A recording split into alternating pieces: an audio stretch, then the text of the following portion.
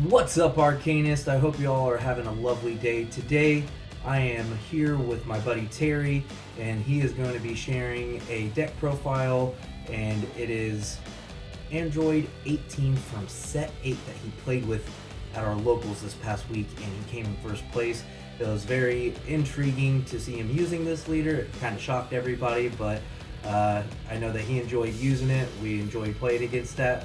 Excuse me. So with that said, I'm going to go ahead and pass it over to him and go ahead and share what you got with us, Terry. Yeah, so this is the Set 8 Android 18 leader. Really fun deck. Has a lot of utility. On the front side of the leader, you get to play the field card, Android 21 scheme. We'll get to that here in a second. But on the front, pretty basic. You just choose a clone token on your opponent's side of the field, take a life, draw a card until you get to 4. The draw 2 on Awaken. Then on the back side, you can draw 1 when it attacks, pretty standard. But the activate main here is really why I chose this leader. You can remove a clone token from your opponent's side of the field and reduce the combo cost of blue and green cards by 1, which ends up being really, really good in the deck.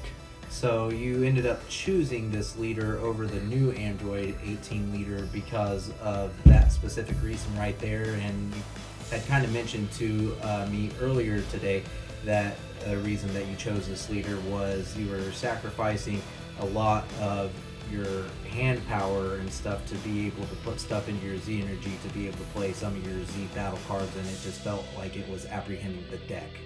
Yeah, that's a big part of it. The Android 18 that actually came out in the set, I feel like a lot of the cards in that archetype you sacrifice from your hand to combo, so when you go off of the big plays, you kind of feel like your hand's depleted at that point, and I wanted a way to kind of maintain my hand power while still getting the aggression from the deck that was built into it. Okay.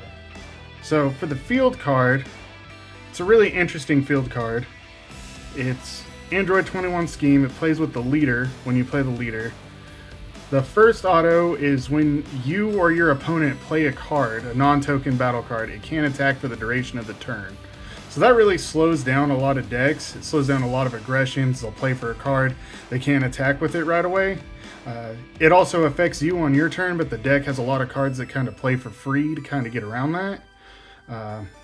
One of the backfalls to the deck is that you can't play black battle cards in it. Well, you can play them, but they'll go to the drop. And then at the start of your opponent's main phase, you put 2 clone tokens in their battle area, which is what you use for the removal effect on the Android 18 leader.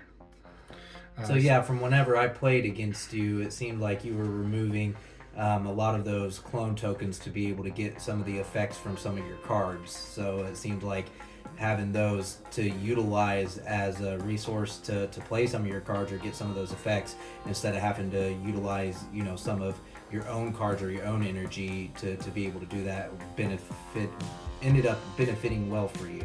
Yeah, it ended up going pretty well. I know that the Expert deck Android 21 uses the same field card, and it's had a lot of success lately.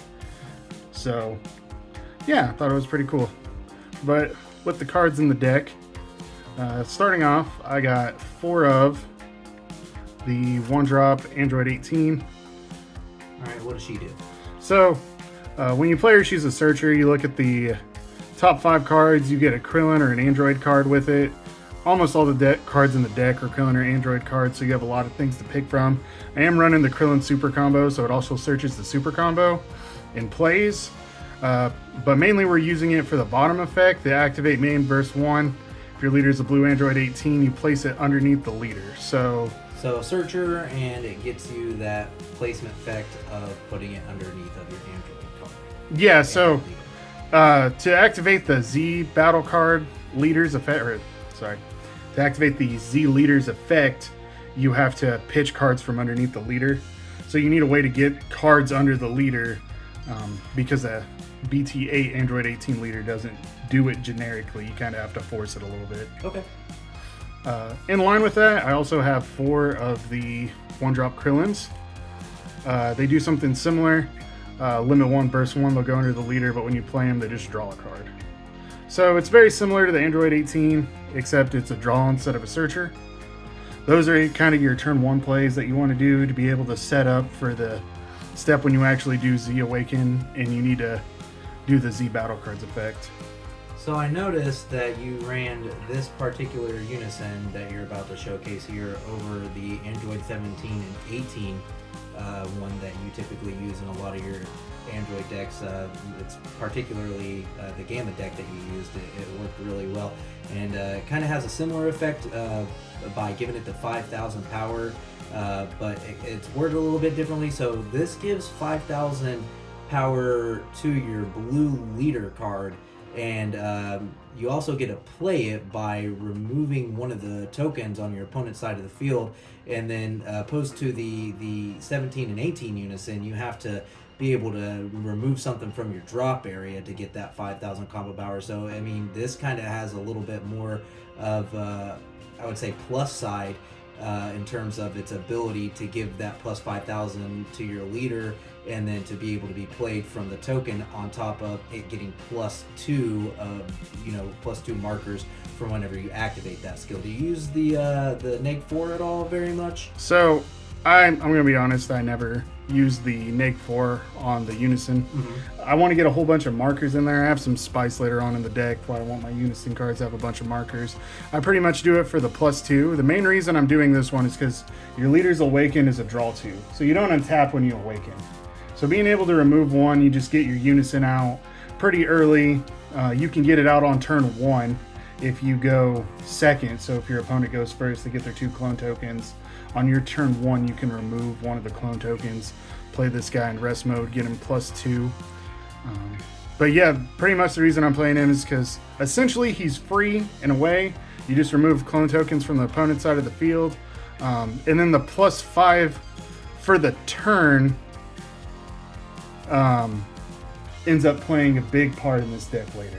Okay. So unlike the Android unison, you combo one time, you get the 5k for the one attack. This gives you 5k for the turn. Okay. The next card that I'm running in here, and this is pretty standard too, is the 5-drop Android 18. Yeah, that thing was an issue whenever I was going against it. It seemed like it added a lot of pressure, and it can be played for 1, I believe, and it seemed like to have a lot of good value. A lot of the cards that I played, like I was playing blue, I was playing 7Q, and I tried to use the Goku Black, and then I had realized that that was a 5-drop, and the Goku Black only hits 4 drops, and so I wasn't able to use the Goku Black to get it off the field, which I was really hoping to do. So it seemed like a very good, part of the deck in being able to add that pressure with the double strike and being at 20,000 all for 1. Yeah, another thing I like about this card is if you pay another one, you can play a mono blue Krillin card with the cost of 3 from your Z energy combo area or drop. Okay, so it's got 3 different areas that can be played from. So if you super combo Krillin, you can tap 1 and play the super combo Krillin, combo it again and get 2 draw 1s off of it. Oh wow, and then you're getting the +10 on it from it as well. If you remove it from the combo area, you're not, but if you play 1 from the drop, you can get another draw 1, and those end up being what you end up charging to your Z energy. So all around, this is the kind of the MVP of the deck. It's a really solid card in this deck. The next card I'm using is Infernal Villainry Cell. So I'm never going to hardcast this for 4. The reason it's in the deck is because of its auto. When you play or combo with this card, draw 1. So your leader ends up taking away the combo cost of this card. Yeah. So it's essentially a super combo. Yeah. But only on your turn. Okay. So you can charge it to your Z energy. It'll replace itself in your hand, give something +10, and you don't feel like you're losing hand power.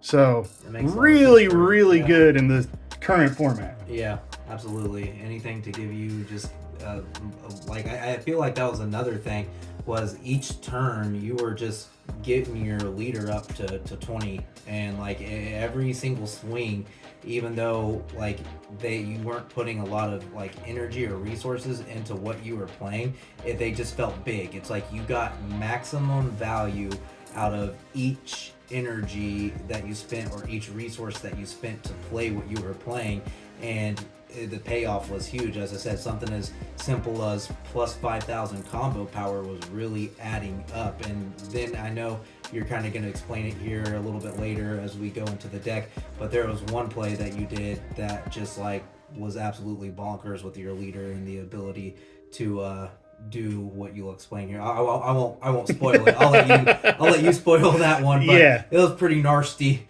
But we'll go ahead and go into this next 4-drop Frieza here. And okay, so I'm running this as one of. I might end up putting more of it in here, but it's Maleficent Technique Frieza. So it's activate main. You can choose 2 clone tokens from your opponent's side of the field and play it. When it's played, you get to remove a battle card with an energy cost of 3 and return it to its owner's hand. So the big reason I have this in the deck is because of this card. Right? If I'm going in for my turn and I want to play my first card this turn and not really have to worry about whether it can attack or not, I'm going to play this Frieza card. It's going to return a card with a cost of 3 or less, and then it just plays. I don't really use it a whole lot for the 15k. I'm just using it kind of to play it so that I can get rid of the condition on my field card. okay. Same kind of with these Marins. So same concept with the Marins. Yeah, they can play activate main limit 1. If you have a Krillin card or an Android 18 card in play, you can play it from your hand. They also have kind of a cool activate battle where you can choose one of your Krillin and Android 18 cards and it gets plus 5k for the battle. So if you give it plus 5k and then you combo with it, it's another plus 10k. Yeah. So, also really solid. Main reason I put him in the deck is just to get around the effect of my field card. But this next card, this is the spice for the deck. We got...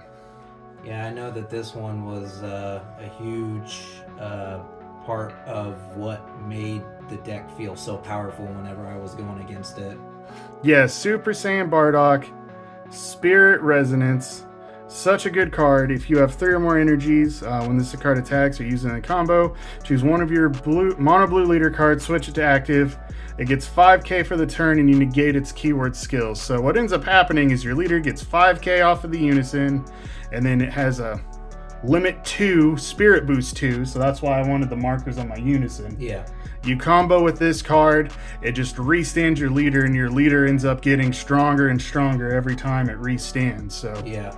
this is one of the ones, you know, when you're going for game, your leader's already at 25k, you swing with it, restand your leader, now your leader's 30k, you do it again, your leader's 35k, and with all those attacks, it dwindles your opponent's hand size, and it just like it definitely causes them to use whatever resources that they have, like negate wise, or I mean they're going to be using it or trying to use it at least. I mean, I know for whenever I played it, I had a weird hand. I will say I didn't have like a lot of negates or floodgates or anything at that point. And you like having that available to you at that point in the game is really what solidified it against me, is because I didn't have enough to be able to stop your onslaught of gradual increase in power and swing after swing after swing. Yeah, and it's just... And there's also a Krillin in the deck that can actually give your leader double strike as well, correct? Yes, there's a Krillin in there. I think it's coming up here pretty soon. We'll get to that one. Yeah, I think it's after this Android 18. But the next one I got in the deck is the Android 17 Floodgate. This card's in a lot of decks. Pretty much you need 3 Z energy, you play it, your opponent can't attack unless they bottom deck a card. Just basic defensive tool, then it becomes 0, 5k power. Pretty simple. Then another pretty familiar card is here we'll do this one on top. The Judge. Yeah, the Judge. See, my Judge card ended up being a misprint. It's the Zeno super combo, and for whatever reason, the Judge copy got misprinted to where it cost, in the combo cost, it cost 1 to apparently combo with it, even though that's incorrect. So at least yours is accurate. Right, so what this card does, you have to have a unison card in play. And your leader has to be an android, and then it also has to be your opponent's turn, but you tap 1. If the card has a cost of 4 or less, it's placed on the bottom of the owner's deck instead of being played, then you have a 15k blocker. 15k blocker that bottom decks a card with a cost of 4 or less for 1. So I feel like that card really also just, it screwed me over because you played it twice, and each time that I went to play my Whis to be able to charge up with my Beeruses, you played that, and I didn't get to do what I wanted to do. So each time I was putting any kind of energy into a resource to be able to spend it, you said nope. So she definitely felt like the nope card of the deck, which was very annoying, I'm not gonna lie. But you know, it did what it needed to, and it was very strong. Yeah, so good card. The reason I like this card so much is because even in the current meta, used to be the current meta, with the Gogeta, you could hit the 1-drops with it.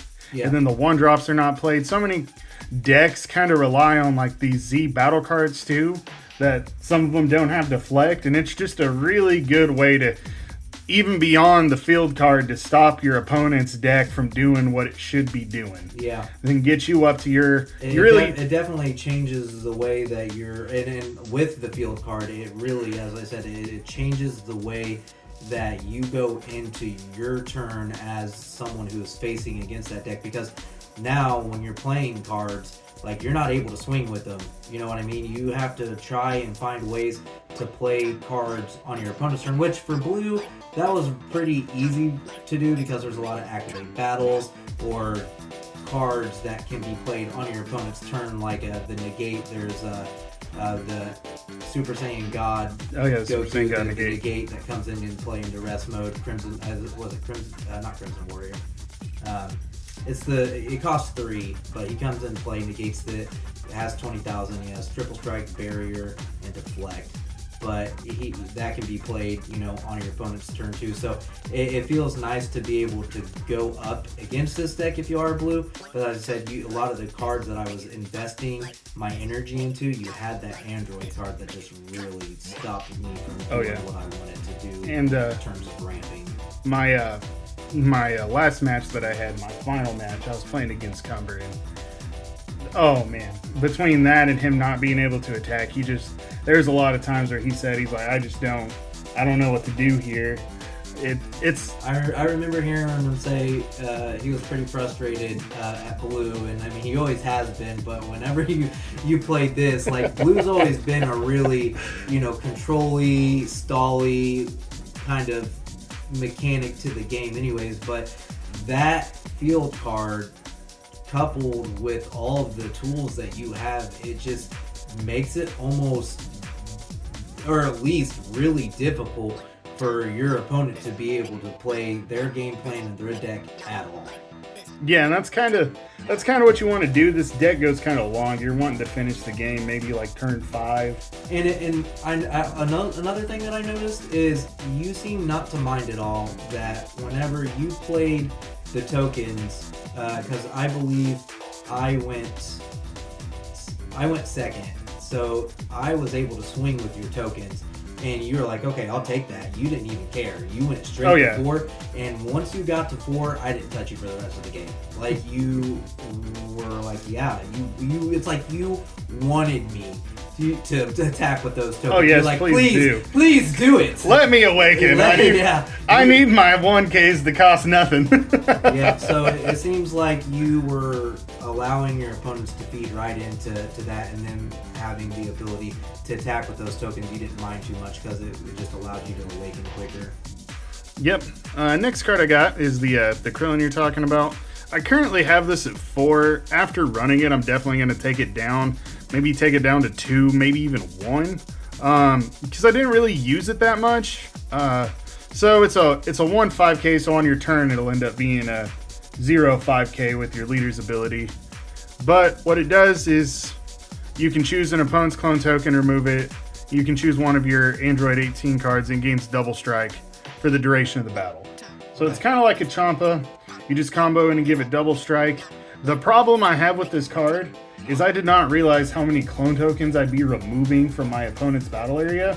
And so you require, like, the clone tokens require you to remove them to be able to get a lot Yeah. of your utilization and abilities from your other cards. So like this feels less prevalent in terms of the other effects, in terms Yeah. of removing those. It was. I still think it would be pretty good as a 2-of. I agree. I think 2-of, just to be able to have that double strike is always nice. Yeah, just with the 4-of though, I didn't see myself using it maybe more than once in a game, so I don't think it really needs to be 4-of. But it is a fairly solid card, something that you probably could put in there. Next card I got here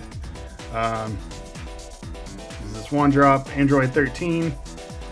We're only using this card to search for the Unison card. That's it. It's a Unison searcher. You tap 1, you look for the 2-drop Unison. So the deck, it has a lot of searcher or 1-drops that you play. You play the Krillin, you play the 18, and then if you don't have a Unison, you play this. So sometimes the deck is slow starting if you don't have the hand that you want.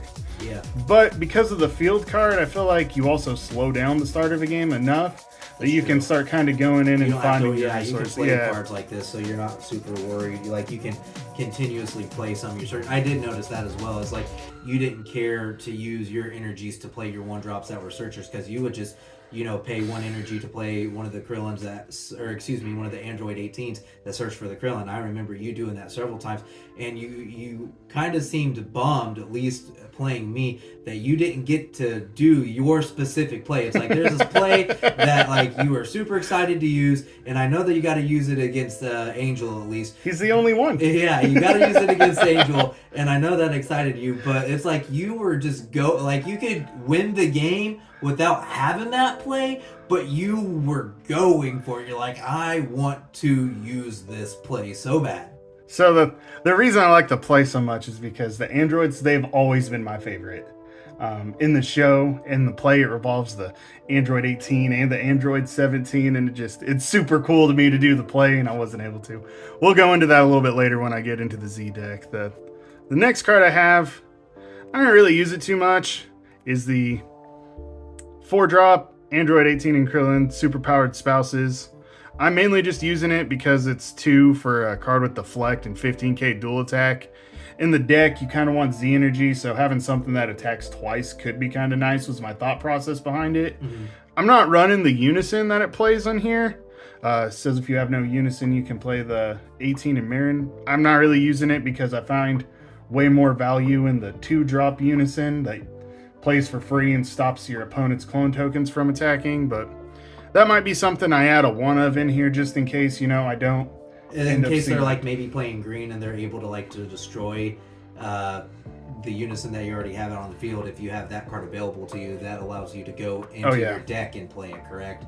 Yeah. So you can just straight up play it from your deck. So yeah, I think we had that discussion earlier in terms of if they do have stuff that is easily able to remove your 2-drop Unison. Oh yeah, for sure. Just being able to play something for free from the deck as far as a Unison. I'm not sure what that card does, but anything that can play a Unison from the deck is pretty strong to me. I'm not sure what it pluses, but it does put cards underneath your Android 18, but it doesn't really add to your hand at all, and doesn't really add to your leader attack, but it might be something I add.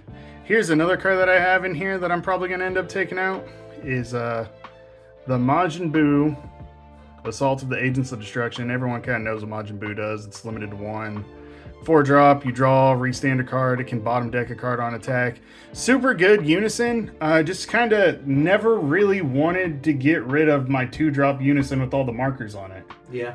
So this might be something that I have in here maybe just for some additional tech sometimes in case I'm going. As I said earlier, I feel like that is also another good Unison to have in the deck, purely because if you're worried about them having stuff that is easily able to remove Unisons, he's kind of one of those stingy ones that's hard to get off the board. Yeah, I mainly had it in there for the longer games, the grindier games, So would you consider this like a control, like mid-range? Oh, this is mid-range. Pretty much you're gonna be control until you get to turn 4, turn 5. Then you do crazy combos at your opponent and just throw everything you got at them during that one turn that they don't floodgate you, and hopefully you get it in that turn. That's kind of what the deck does. Is It's kind of control-y right up until it pops off. Okay. Speaking of floodgates, I have 2 absolute release balls. Pretty good. So if your leader is blue and your life is 4 or less, the battle card being played has energy cost of 3 or less. It's returned to its owner's hand instead of being played, and then you choose one of your blue energy and switch it to active mode, so it's free, in a sense. The reason I like this card is because if you're playing against someone, Mecha Frieza, the cost is reduced, it bounces back to hand. Topo, the cost is reduced, it bounces back to hand. It really stops a lot of the floodgates in the game that are going to stop you from swinging all the times that you want to on your turn. Yeah. So, this is pretty much for your kill turn. You swing in with something, they try to hit you with the floodgate. You just bounce it back to their hand. Usually they're tapped out of energy by that point. I never really go into matches where people have, enough to do it twice. Maybe with Robotic or Pos they'd have enough to do it twice, but with like Topos or Bupos, typically doesn't happen. So, yep, it's kind of my anti-floodgate card. Do you feel like that card is good at 2, or would you, if you did remove those Krillins that you were talking about earlier, or taking them down to 2, or the ones with a deflect dual attack, would you end up boosting up the number of those cards, or what would your mindset be on what you would add to the deck in terms of replacing the other cards? Sorry about that, Arcanist. We had some technical difficulties, but as I was saying, we were talking about being able to, if you were to remove the dual attack Krillins, or taking the other Krillins down to 2 that you were speaking of originally, that gives the double strike, would you end up adding more of those into the deck, or what do you think you would use to replace those cards there? Yeah, so Absolute Release Ball, I really like it at 2, just because you're really only going to use it on your kill turn. If they floodgate you before your kill turn, it sucks, but it's not the end of the world for the deck. So I'm not really using it more than once a game. I'm using it on my kill turn, and then that's just it. So you Absolute Release Gate, hopefully you stop their floodgate, and then you can go in with the rest of your cards. It's also kind of a dead card in hand. It's not combo power. You can't really use it for too much. So I like kind of keeping my extra cards kind of slim, especially in a deck that relies so much on Z energy. What I would replace them with is the set. They came out with a couple 3-drop Krillins. I think one of them has dual attack that end up being able to be played from your combo area or drop. I'd probably just replace them with one of those. Okay. So also another pretty big staple in blue, we got the Child's Army Reinforcements. Yeah, and I got 2 of them, but They're probably, is it stuck together? it might be stuck at the bottom there. Who knows? I have 2 of these. They're all 2 in the deck. There's only one that you can see, but there's 2 in the deck. Yeah, it's Chilled Army's Reinforcement, the blocker negate, pretty much 5 or less. You take a life. You play a 10k blocker. Pretty good at taking your life from... You have to be at 3 life to Z Awaken. So sometimes it's kind of good taking it from the 4 down to the 3 if you really need that. To be able to Z Awaken. Yeah, to be able to Z Awaken.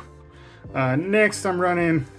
I would usually, anytime I run any type of those blocker negates, I at least want to see it once per game, or even if, like, so for yellow and the yellow blocker negate, I like to have it at 3 because, one, I typically like to charge one, and then the other one I want to be able to see at least once in the game to be able to utilize it, because with yellow, you're going to be doing the robotic riposte, and you get the card to be cheaper by having extra cards, and I don't always it doesn't ever feel bad to put at least one of those in the energy, so I always at least have 3 of those blocker negates, no matter if that's testing the opposition, Child's Army Reinforcements, or whatever deck that I'm using it in. That I typically have it at 3 myself. Yeah, and I might end up moving it to 3. I felt like 2 was a good number. That's what I ran it with. It feels kind of alright. I'm not sure I'm going to adjust that one or not. I probably will have room to add it in there. How many cards are in the deck? I think I got 54 or 55. I'm not entirely sure there. One of the 2. It's either at 54 or 55. Anyways, next card I got, it's Dimension Magic. If you play the game and you play blue, you know what Dimension Magic does. You tap 1, restand 2, sparking 5, meaning you have 5 cards in your drop. You can activate it by taking a life down. Yeah, so just a nice negate that brings your energy back. Yeah, brings your energy back. What I'll often do is if I'm using Dimension Magic, I'll side in Sensu Bean. I'll use Dimension Magic against decks that have really strong boss monsters that I don't really want to spend the resources comboing out of, and I'll use Sensu Bean against decks that go wide. Okay. So then our super combos, we got the Krillin super combo that came out in the set. If your leader card is blue and your life is far less, when you use this card in a combo, draw a card. So the reason I'm using the Krillin is because the 5-drop 18 plays it from the drop. You can kind of utilize its combo to draw a card again. You can also play it from your combo area and then move it back to your combo area, get an additional draw off of it. So the reason I'm using the Krillin is essentially because I get, another super combo. Yeah. So what I was telling Dylan when I was building the deck, one of the big things was it feels like you have 8 super combos in the deck with the cell, but then it also feels like you have more because you can play them from your drop with that 5-drop Android 18. So it always just feels like you have super combos that you can use. I feel like I kind of I maybe subconsciously turned you on to the idea of allowing for something like that to happen whenever I showed you the Bulma Bunny Girl, and whenever the Bulma Bunny Girl, whenever an Earthling is destroyed, the red deck that I was playing, you can play the Bulma from your hand for free, and then Bulma allows you to bring back one of your Earthling cards from your drop area and plays it for free. So if you have the Krillin super combos, I think it's called like Krillin Dearest Friend or something along those natures. It can only be super comboed if you have a Unison in play, but you also get to bring it back from the drop area with Bunny Girl and utilize it again. So it's just the value of being able to super combo. And the cool thing is that super combo, it doesn't require you to combo it from hand. So it can be comboed from hand to get its ability to get the +10 and then the draw, but you can also do that from the battle area as well. So I think that whenever I showed you that, you're like, oh crap, that's actually a pretty strong little, combo. Yeah, it's hilarious too because they're both the same character that gets played from the drop as a super combo. I was like, hey, man, that's kind of cool playing that Krillin. Yeah, you know what? He is a good friend. We're gonna do the Krillin combo from the drop, and then kill. Last but not least, we have the secret rare. So I'm using Beast Gohan in this. Yeah, that's what finished me. Yeah, and this card he literally just threw it on the play mat and said "Geez," and then just dealt that last damage to me after he swung at my face like 3 or 4 times. Yeah, so the deck, it does so much damage and it goes with so many attacks that I feel like sometimes if you can just get them down to the 1 life, a lot of times people just go down to 1 life to like play a blocker negate or something. You just for 2 throw that down and Jeez. Throw your hand out. You said, geez.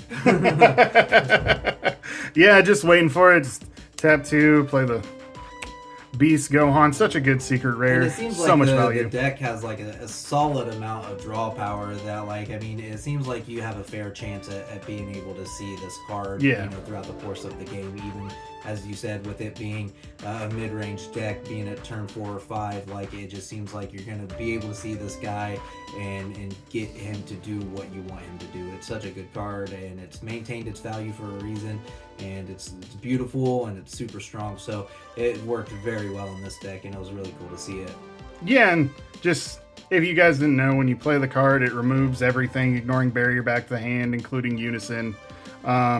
And if you have less cards in your hand than your opponent, they take a card from their life and bottom deck it. So that's why I'm talking about the last card in their life. You just tap 2, bottom deck it. I was wondering why you asked how many cards I had in my hand. I was like, why does that even matter to you other than, like, I mean, I was like, I didn't have very many, and you're like, well, this is why. Bitch smack. I comboed my hand out just enough so that I'd have 1 less card in hand than you did. But anyways, so another thing that he does that's pretty cool is on an activate battle, you can choose 2 of your cards and switch them to active mode.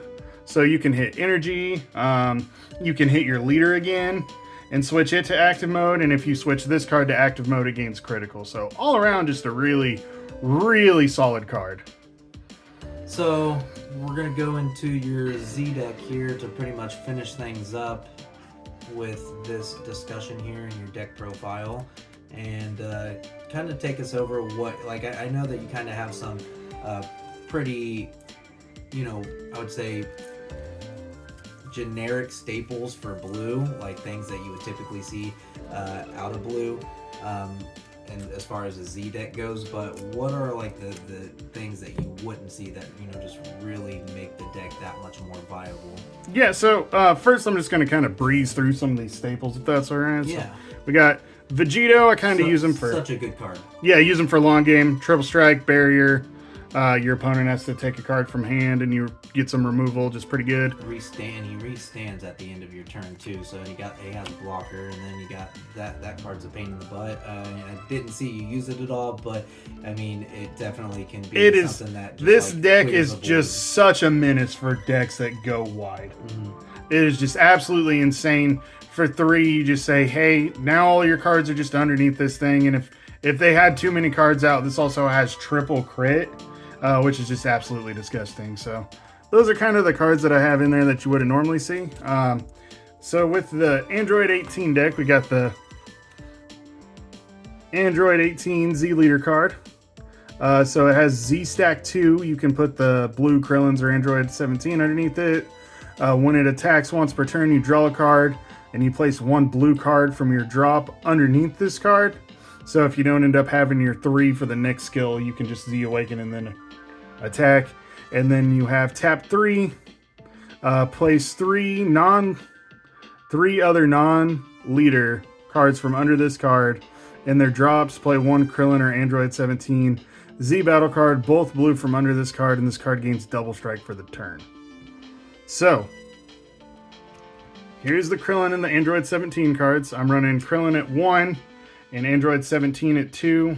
Typically, I like playing the Android 17, but if they, freeze the charismatic, you can always just play the Krillin because it'll gain barrier.